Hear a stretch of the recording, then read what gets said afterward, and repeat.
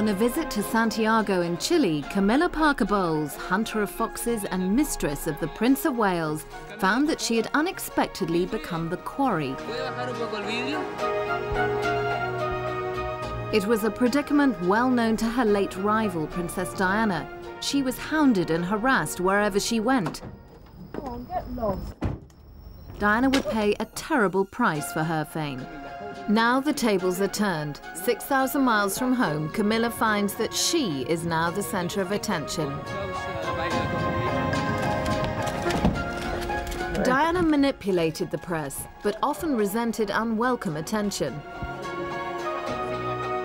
For the pursued, the thrill of the chase soon lost its attraction. On holiday, Diana often needed help from officials to throw off the press. Out. O-U-T, out. Have a nice trip, ma'am.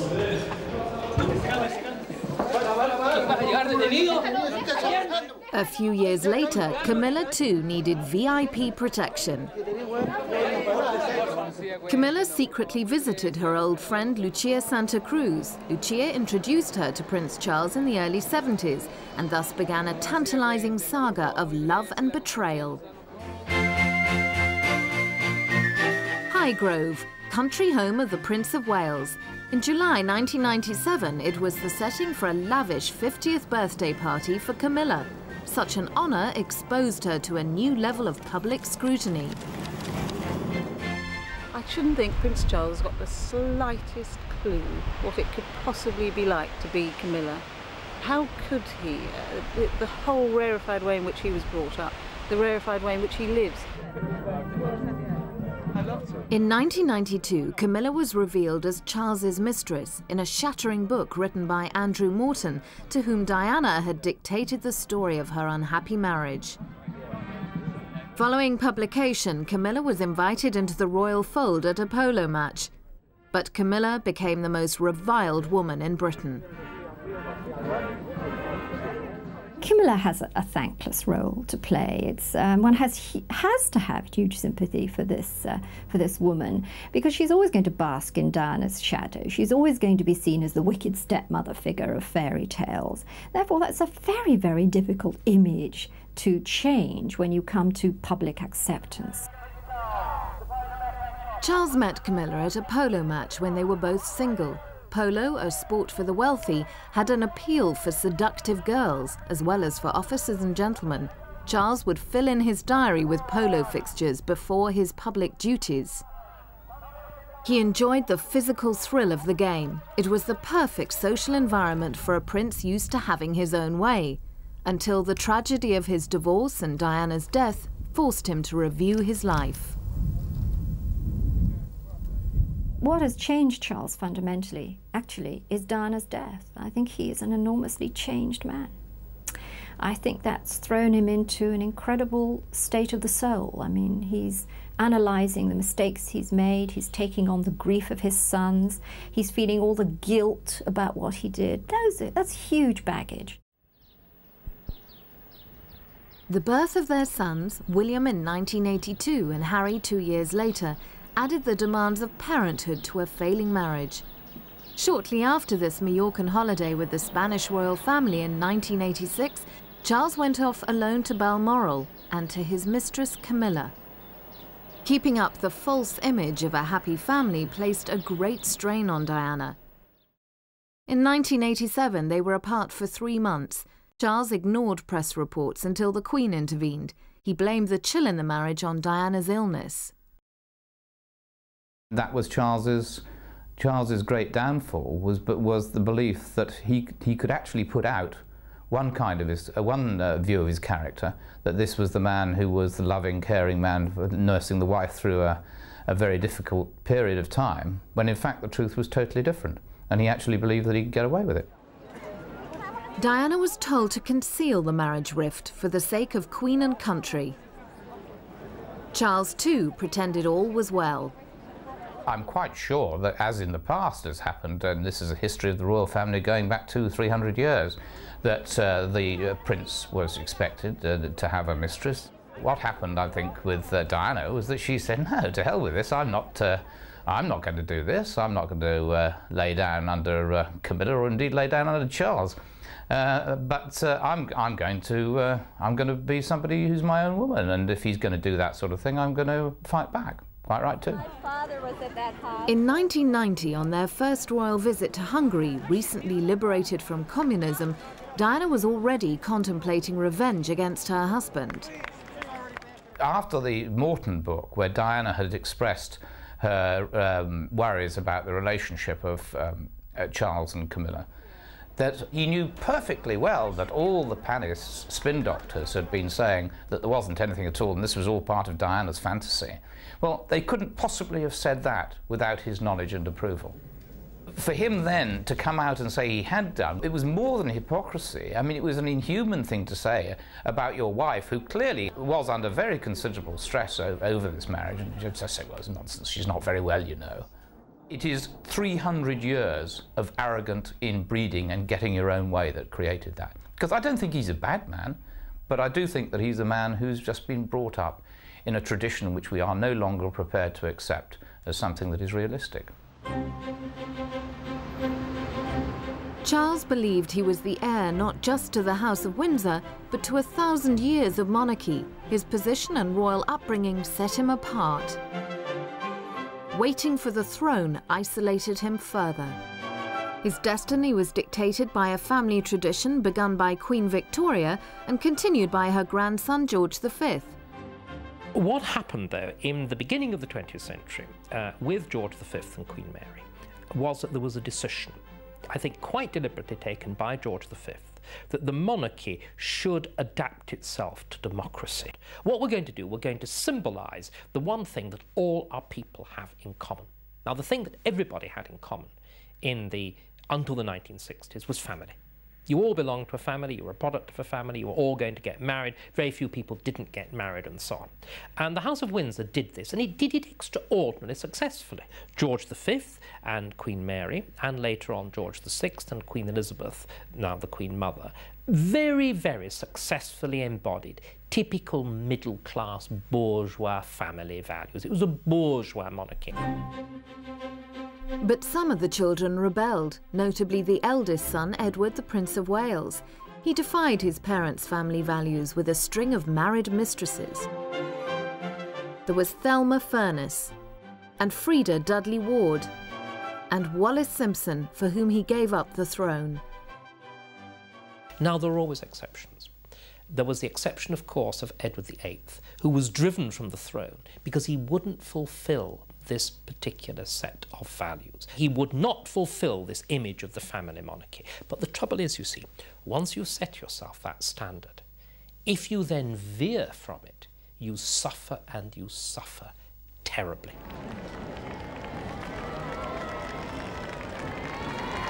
Behind a facade of pomp and pageantry, the royal family tried to conceal its internal divisions and the behaviour of its more wayward members.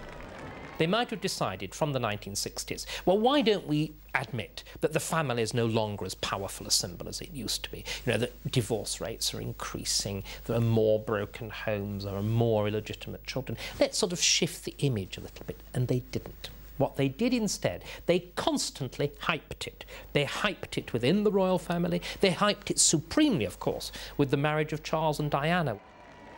Their marriage was sold as a fairy tale. It was perceived to have said, we are morally virtuous.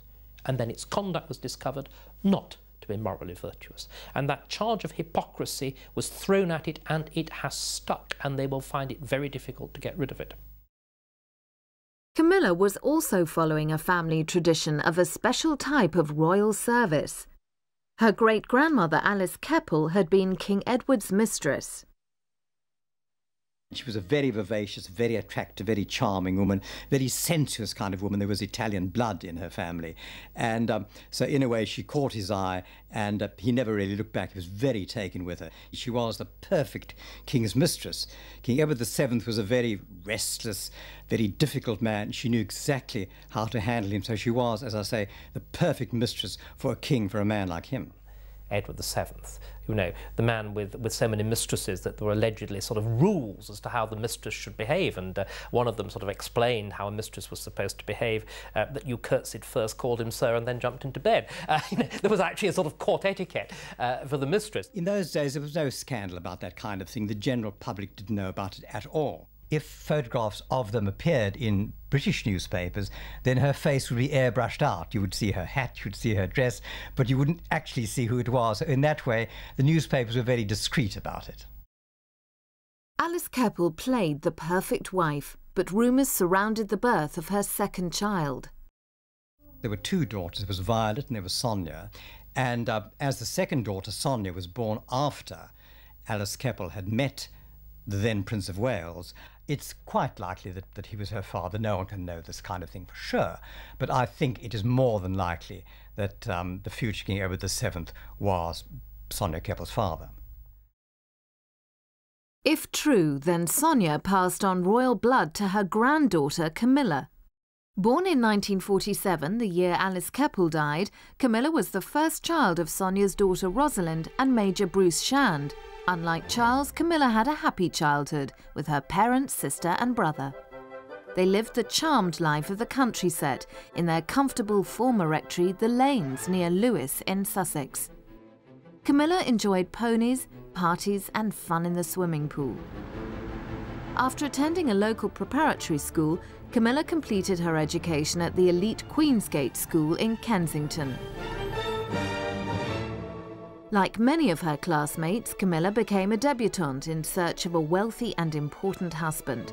Her eventual marriage to a courtier would bring her close to the royal circle and especially close to Prince Charles. The Prince of Wales was then a young bachelor searching for a bride. He could not confide in his parents and needed an older and wiser figure to be his soulmate.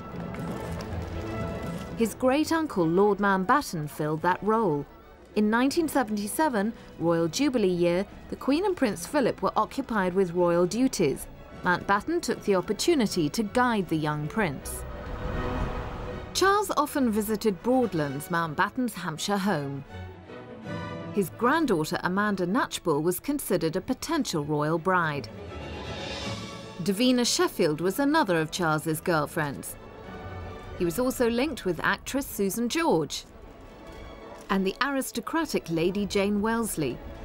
There was no shortage of girlfriends, including Sabrina Guinness, but Lady Tryon, Kanga, was a married confidant who became a rival to Camilla.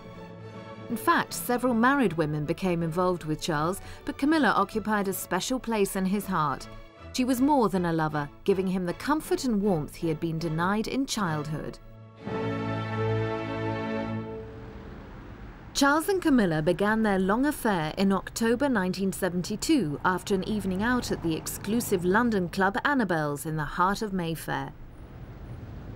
Camilla was a wealthy girl about town. She enjoyed all the freedom of a young liberated woman of the 60s.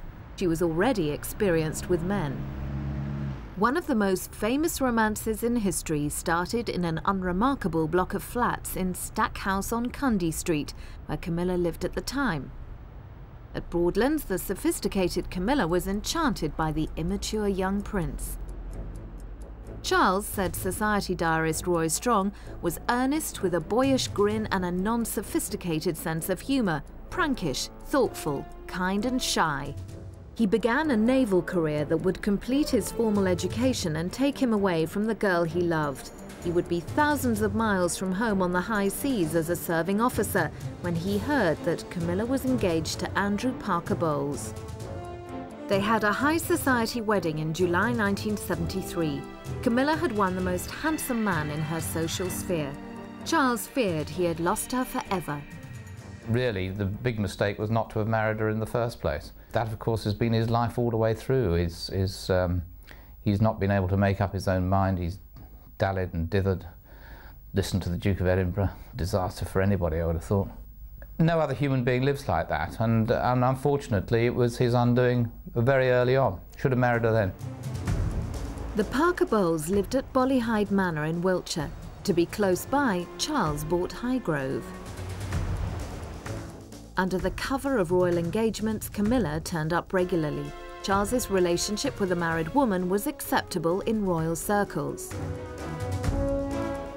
Charles and Camilla also met at Hall Place, the Hampshire home of Camilla's grandmother Sonia, the probable daughter of Edward VII. Enter now Charles's innocent fiancée, Lady Diana Spencer. She knew nothing at first of his secret life. An inexperienced 19-year-old, Diana had accepted Camilla's friendship at face value.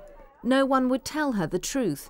The royal family and her own relatives remained silent about Charles's mistress. As her relationship with Charles progressed, Diana grew suspicious of Camilla's influence over him.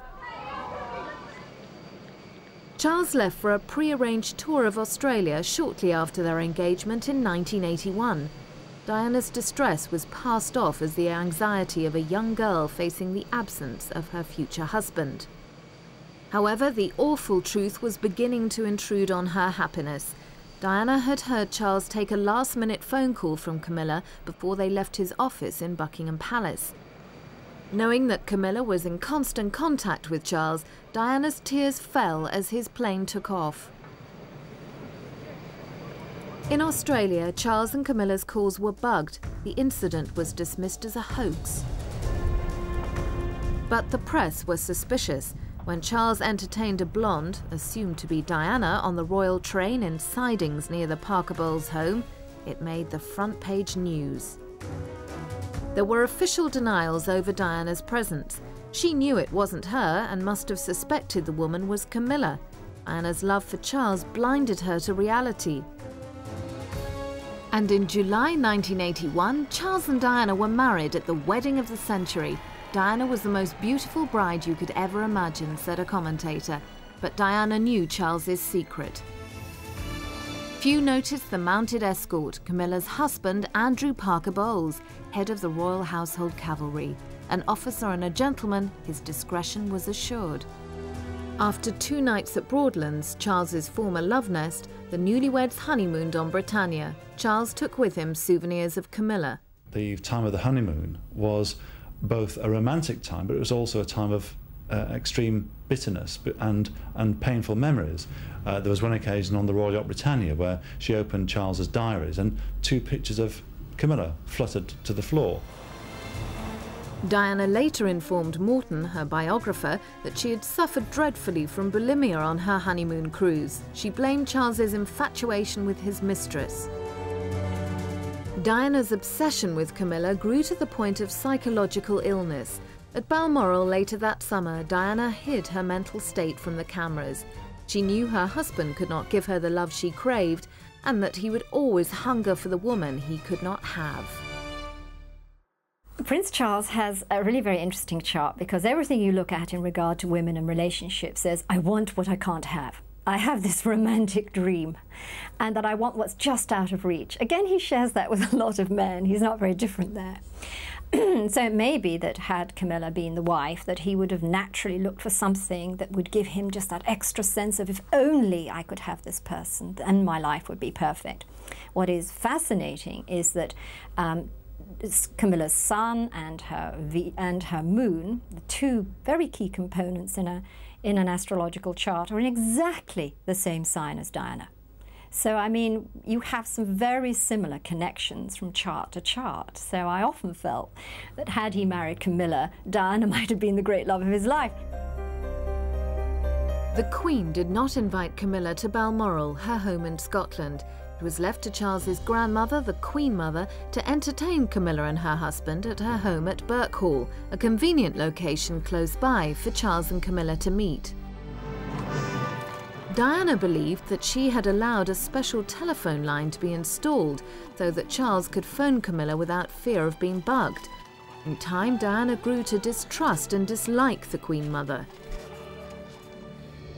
Outwardly, for the Prince and Princess of Wales, the royal show went on. Their dancing displays enchanted Australians, first in 1983, and in 1985 when Diana stunned onlookers by wearing a royal heirloom as a jewelled headband.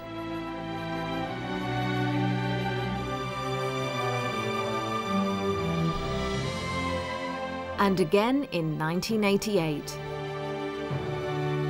Later, Charles returned home to Camilla and the more traditional role of a prince with a mistress. I think Charles's problem is that he appeared early on to be a very new age, modern man in touch with the values of his own generation. As he's grown older, it's become clearer that he's actually a very traditional royal. And in this department, he's a very traditional royal in that he famously said to Diana, "Do you expect me to be the first Prince of Wales in history not to have a mistress?" when she started kicking up a fuss about Camilla.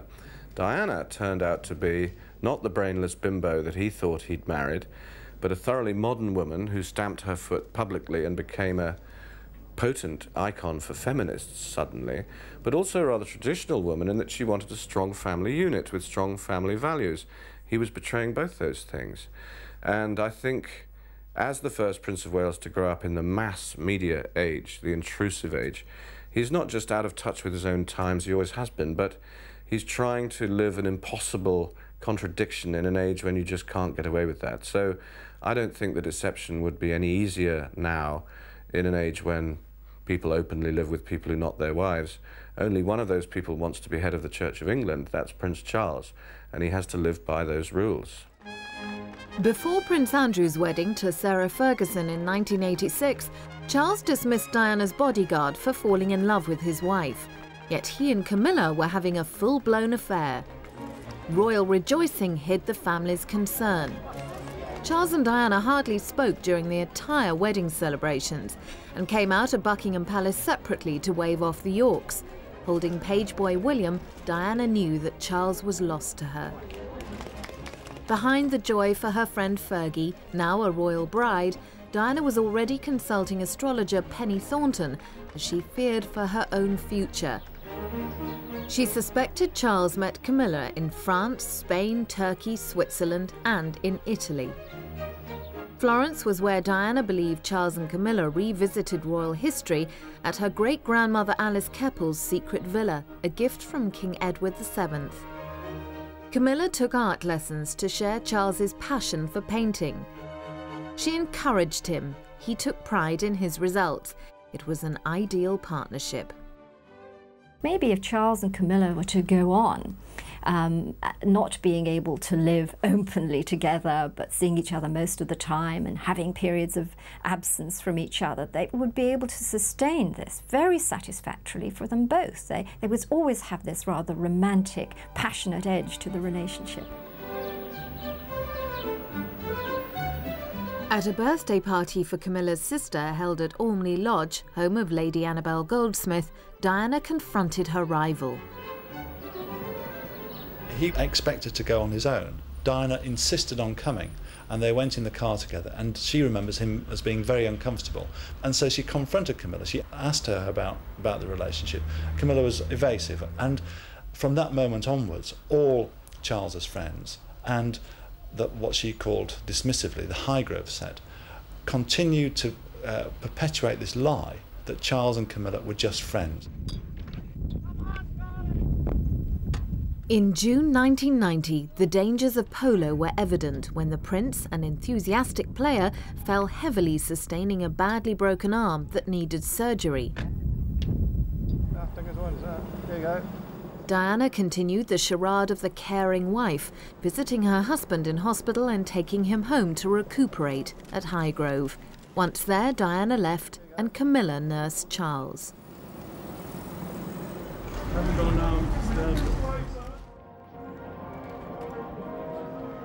The broken bone refused to heal and caused Charles such pain that another operation was necessary.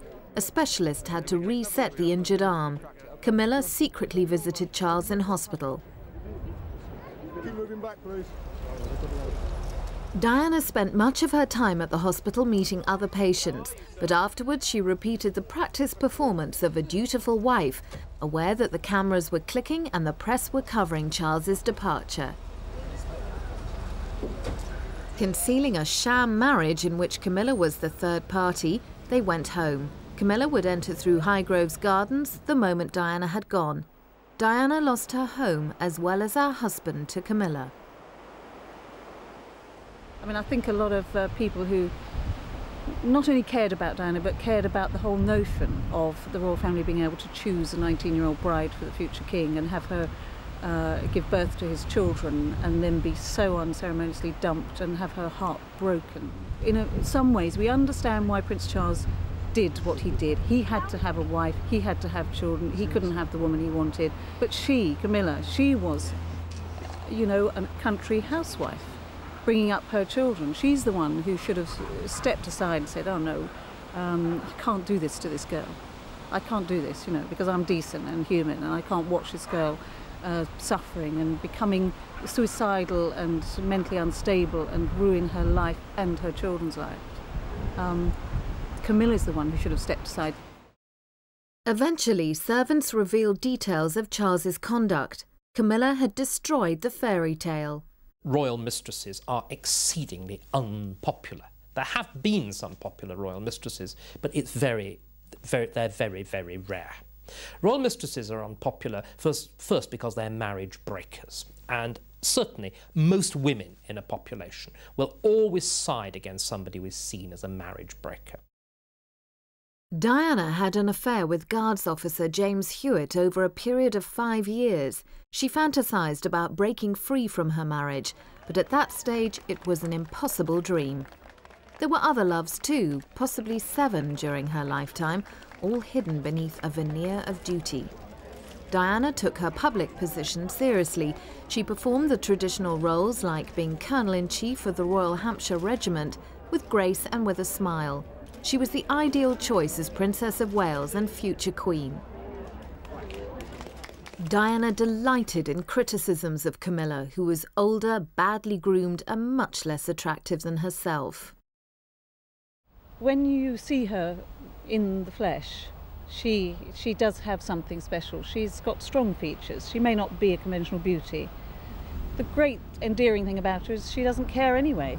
You know, she's got a fag on and she's got her hair all funny, like a stabbed sofa look, and then she's got her wellies on. I mean, one tabloid newspaper recently put a picture of Camilla beside a horse and said, which one would you rather marry? Or which one would you rather go to bed with? She has had to put up with some brutal publicity. I was in America once and saw a television show where someone described her as looking like a bag full of spanners, which baffled the Americans because they don't have spanners over there. But anyway, she has had to put up with some pretty gross insults about her looks. I think Charles himself is quite sloppy in his personal habits. He's very bad with paperwork, but of course he has a support system. He has 2 valets paid for by the state to clean up his clothes after him and wash his socks and make sure he's got clean underpants every day and help him get dressed in the mornings. So maybe he quite likes, amid the formal world in which he lives, this kind of informality that she brings to his life. Charles and Camilla enjoyed secret rendezvous all over Britain. They regularly met at country houses such as Garraby Hall in Yorkshire, home of the Earl of Halifax. Eaton Hall, the Cheshire estate of the Dowager Duchess of Westminster, was another. A familiar retreat was Northmoor, then the Norfolk stud farm of Hugh and Emily Van Cutsum. Close friends protected the couple's privacy. The famously elegant, stately home of the Earl and Countess of Shelburne, Bowood, was a favourite meeting place. Earl Shelburne challenged newspaper reports of their visits to protect Charles. Psychologically, it's very important to have a group of friends who will see you as a couple and acknowledge you as a couple and give you not just the emotional and psychological support, but also lend perhaps homes and opportunities where everything can be kept in its concealed situation, primarily so as not to upset anyone else. It's not so much deceitful as protective, I think. Behind the fences of Camilla's home, Middlewick House, Charles was a regular visitor. On one occasion, the press got wind that the heir to the throne was staying over. Huddled under rugs in the back seat of a chauffeur-driven car, Prince of Darkness was forced to experience the indignity of a hasty escape into the night. Impervious to this kind of evidence, Charles's office continued to undermine Diana's credibility. We were being told that Charles and Diana were trying to get their life back together again, and this was after the Andrew Morton book had first revealed Diana's worries about Camilla, and before the actual breakup. So they were due to go on a royal tour of Korea. and we were asked to hold off any kind of criticism of Charles and Diana. Meanwhile, the spin doctors at the palace were saying that Charles was trying to help Diana through this very difficult period of time that she was having, and that all this fantasy that she was having about Camilla being Charles's mistress was the problem of her illness and her bulimia. So they were all bad-mouthing her like mad. A scheduled royal visit to Korea in early November 1992 went ahead, but the tour was a mistake. The couple offended their hosts with their personal animosity towards one another. Quite simply, Charles and Diana could not stand each other's presence. It was the most disastrous public relations exercise, and it was quite clear that the two loathed each other. I mean, you only had to look at the pictures, and they were called the Glums and all sorts of awful things.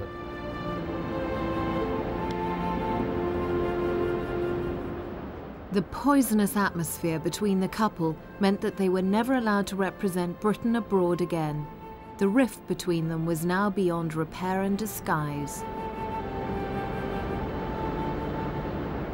We decided that the time was to come out and say that this is actually the truth of this relationship, that all the bad-mouthing of Diana and the alleged fantasy of Camilla, she was in fact true, was in fact true, and that she was right, and that the palace were putting out the most terrible smokescreen.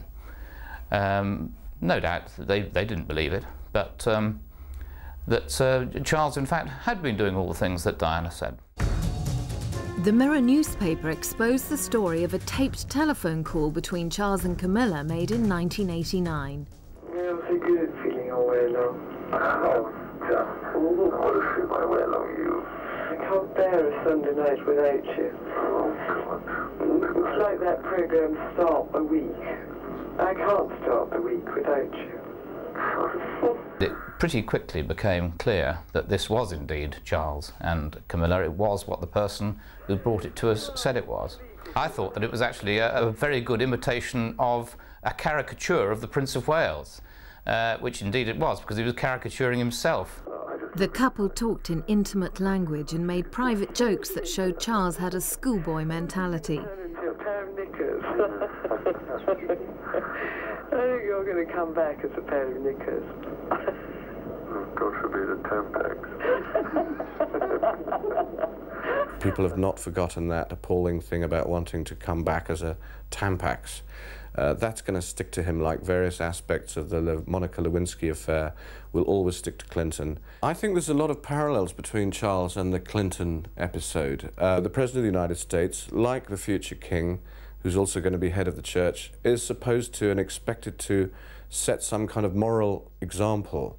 And both of them have suffered enormously on that front. They've both been sorely embarrassed by publication of transcripts of very seamy tapes. In Charles's case, it's something that he's going to find very hard to shed. Oh, I thought he was so much again of me. Outwardly, nothing changed at Middlewick House, but Camilla's secrets continued to unravel in the press. It seemed such an invasion of privacy, but it was quite clear that these two had a tremendously sexy and passionate relationship, and that she was able to touch those parts of Charles that perhaps other people hadn't been able to reach, which is his mind, his eroticism, and all that kind of thing. So they clearly have a very, very strong physical, sexual base, and that's a wonderful factor and an enduring factor for a long-term relationship. Diana feared that she would be divorced against her wishes and lose her children to the royal family. She took the unwise step of going public in a shattering television interview. She confessed to an affair with Major James Hewitt, but blamed Camilla for the breakdown of her marriage. Although Charles had spent a lifetime dictated by duty and ceremony, he too had destroyed the mystique of the monarchy in revelations to his biographer Jonathan Dimbleby, televised in 1994. He admitted adultery with Camilla. He answered truthfully about the adultery. Now, the immediate reaction was very well done him, this is very brave of him to admit his adultery. It wasn't anything of the sort, because it unleashed all those demons of the lies that had gone before.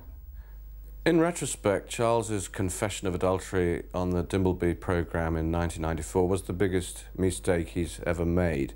It's quite ironic because Diana actually benefited from being honest and making honest confessions, and people loved her for her faults as much as her strengths. When Charles tried the same tactic of being honest, it just rebounded on him hugely. And of course, he didn't think at all about what impact this would have on his own children, let alone the Parker-Bowles children.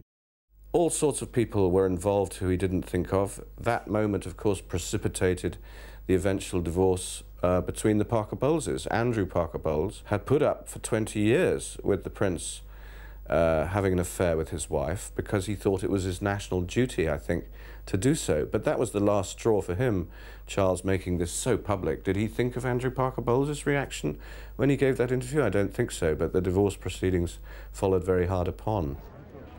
Although a Catholic, Andrew Parker-Bowles remarried soon after his divorce came through. His new wife, Rosemary, enjoys invitations to Royal Ascot and visits to royal homes.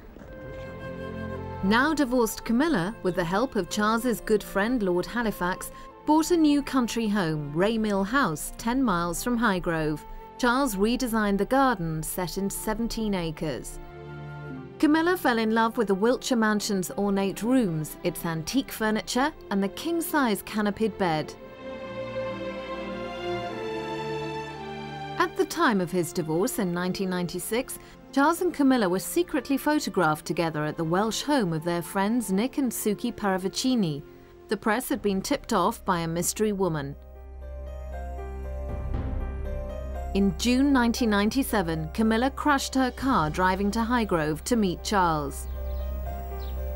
She escaped prosecution, which led to accusations of special treatment because of her status as a royal mistress. I know that Prince Charles has advised her, which is the same as instructing her, not to read about herself in the newspapers, because if you read about yourself, you're going to get hurt. And that seems typical of their relationship, actually. This is the way we do it, so don't do this, and then you won't have to read that. And I'm sure that she respects that, because she respects most of the things he says.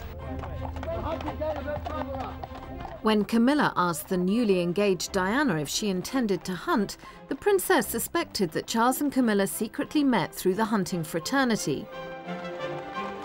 Camilla is at her best on horseback, showing the humorous side of her personality that Charles loves.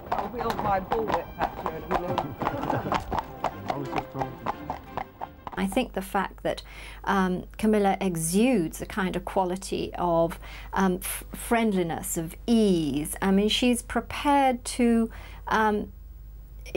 muck in with Charles. She doesn't have tremendous airs and graces. She's coming from the same place as he's coming from. And he feels very comfortable with her. Through the National Osteoporosis Society, Camilla has found a suitable cause to launch her charitable work.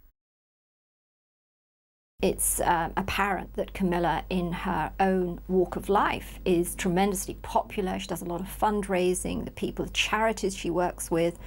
She's very outgoing and people adore her, so she's very fitted to the role. She could easily carry off an ambassadoress type role equally as well as Diana. Not everyone would agree. Diana's ability to empathise with suffering wherever she found it was unique and cannot and should not be imitated. Strangely, Diana seemed to have some sympathy for Camilla once her marriage was over and she was a free woman. I had lunch with Diana, just the two of us, about 9 months before she died, when she was in more mellow mood about the whole issue of Charles and Camilla. She'd relaxed since the divorce settlement. She wasn't quite as spiky in what she said about Charles, and she wasn't quite as spiky as what she said about Camilla, the famous third person in their marriage.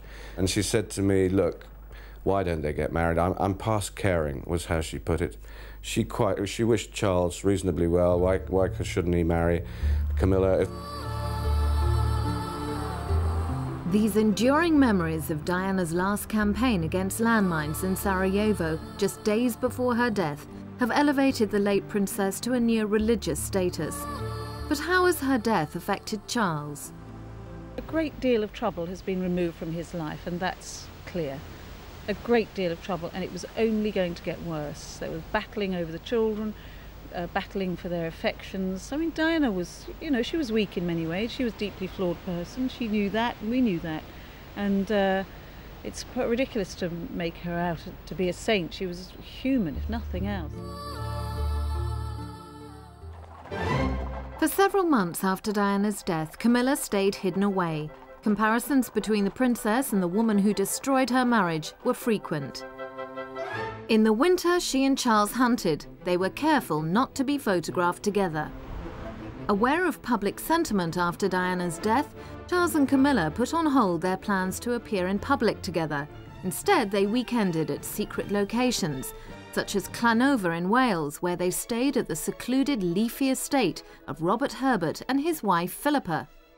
There has been that element of thrill and secrecy, which is undeniable. I mean, no one who's ever had an affair, a love affair, would deny that there is a thrill in using code names and secret trysts, and it adds to, you know, the frisson is, you know, we can meet on Saturday night and nobody knows but us, and then, you know, someone will set apart a magnificent bedroom suite and give them their privacy and tiptoe around them, and there must be a huge element of being terribly special for all these years. Charles says Camilla is the non-negotiable part of his life. His staff now have to include her when planning his private diary. There's no doubt at all that he set up this network, and he has plenty of people working for him. He doesn't have to actually make the phone calls himself to say, I'll be down at 2:30 and perhaps you'd like to invite so-and-so to dinner. He's got a whole army of people only too happy to do that for him. And of course, they have grudgingly come to accept Camilla too. At Bowood House, she is welcomed by Earl and Countess Shelburne, but some aristocrats put loyalty to the Queen first and avoid Camilla. Camilla isn't really necessarily the top layer of aristocracy, so it's probably quite tough for her trying to fit in here. I mean, you'll have Prince Charles, who is, of course, the most VIP of them all. Then you'll have this whole layer of squirearchy, which is what he's enjoying their hospitality when he's down here. Where does Camilla fit into that? She's neither one nor the other. She's great on horseback, but around the dinner table, don't know, she hasn't got quite the same breeding. Since his arm injury, Charles plays less polo, but when he does, everything has to be right for him in recognition of his special status as the Prince of Wales. Everything has to bend for Charles, and that includes Camilla's wishes and Camilla's life. And there's no doubt that this isn't speculation, I know this, she defers to him. If he's in the room, she will address him as Sir, the same as everyone else. And I mean, I don't know about what they get up to in private, although we've had a glimpse of that through the Camilla Gate tape. But I mean, it's clear that he is the Lord and Master. He is the ultimate chauvinist, and she allows him to be that. Charles knows that the key to the public approval of Camilla as his partner is the acceptance of her by William and Harry. But he is cautious. Charles kept his sons away from Camilla while Diana was alive for fairly obvious reasons. I think the late princess would have taken a very dim view of her boys cozying up to the woman she regarded as the woman who'd broken up her marriage. It's very difficult, I think, from their point of view. They want their father to be happy, and clearly this is the woman who makes their father happy. At the same time, they must be aware this is also the woman that ruined their mother's life, in her view, and that's going to be very difficult for them to forget. When Camilla held a party for Charles at Highgrove, William was invited, and so was Harry. But I think of the two boys, it's probably Harry who feels most unable to meet this woman who he felt made his mother terribly, terribly unhappy. I think William, even though William would appear to be a chip off the old block in the sense of his mother, they had very, very similar characteristics. I think he's of an age where he feels that life changes, life must go on, and that tolerance and acceptance are part of that. I mean, I think he has a more mature attitude. One of Charles's best-loved sanctuaries is the Glanusk estate in Wales, home of Siân Leg-Burke, lady-in-waiting to Princess Anne. He often visits with William and Harry, but Camilla is currently not accepted at Glanusk and stays nearby with the Herberts at Llanover. This has always been his safest haven of all. He loves Charlotte Burke and her husband William, and they love having him around, and it's comfortable, it's farmy, it's all the things he loves. There's a river running through it, there's horses, there's shooting, there's everything that he and Harry and little William love. The Legge-Burke's daughter, Tiggy, is a valued companion to William and Harry. Diana, however, was very jealous of their obvious attachment to her. Here is this immensely warm and fun-loving and sporty and wonderful girl, effectively taking over Diana's children, the human beings she valued most, the only human beings to ever give her unconditional love. But Diana's sons have suffered the irreparable loss of their devoted mother before they were grown up. On a visit to Bhutan in 1998, Charles continues his work and to find time for himself and for his hobbies.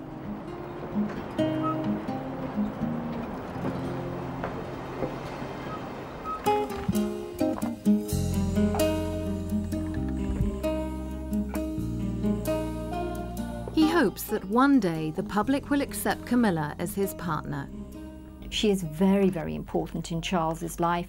She is the sustaining factor, helping him to deal with his grief over Diana, to help the boys. She is the one strong, stable, emotional factor in his life. And that over a period of time, by a sort of quietness, by a kind of being there, instead of having her thrust in front of everybody's noses, she will gain the respect. Time is a great healer. Time is enormously important in this. There's no need to rush it. In the eyes of the Church, Camilla is still married. Remarriage to Prince Charles would raise religious and constitutional issues. Could she ever become queen? I think it's interesting that when people say Charles should have married Camilla in the first place 30 years ago, when he dithered and didn't marry her and she married Andrew Parker-Bowles, we've got to remember that probably she was unsuitable then. She was not really a candidate for bride. A, she had a bit of a past. B, she wasn't really blue-blooded enough. So he could never really have married Camilla in the first place. Now he could. There's no need. He's got his heirs, which would have been the problem then. It doesn't have to marry a blue-blooded divorcee. For 30 years, she's shown that she is the main woman in his life. He's called her non-negotiable part of his life on whatever basis, married or not. So I think we'll see them moving towards marriage. While the press produce fantasy photos of King Charles and Queen Camilla, the couple takes advice from government ministers about their future. Charles is reluctant to push the situation, fearing a crisis. But I think that he's wrong, myself, to think that public opinion will continue, as Diana's death recedes into the background, to tolerate a future king really living in sin with somebody else's ex-wife, which is the situation at the moment. I think he wants to continue that way. I think she would want to get married more than him.